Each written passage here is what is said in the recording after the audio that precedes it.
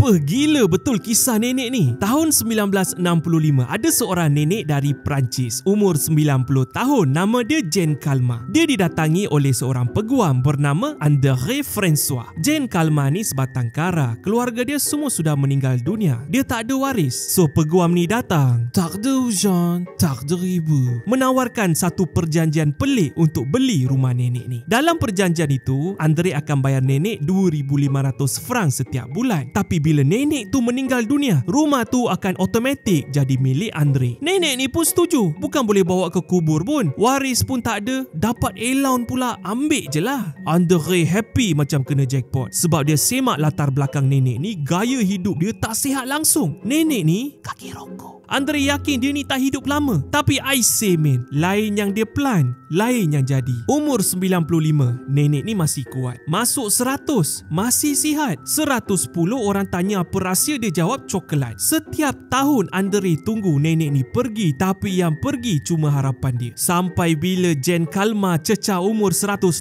tahun, André pula yang meninggal dunia pada usia 77 tahun. Tapi cerita tak habis kat situ. Ikut perjanjian, isteri André pula kena sambung bayar tiap bulan bagi pihak suami dia. Secara keseluruhan, keluarga André dah bayar lebih 900,000 franc, lebih 2 kali ganda nilai rumah nenek tu. Akhirnya, selepas 32 tahun perjanjian, Jean Calment meninggal dunia pada 4 Ogos 1997 pada usia 122 tahun, menjadikannya manusia tertua dalam sejarah, dan rumah tu akhirnya jadi milik keluarga André. Tapi tak lama, cucu André sudah jual.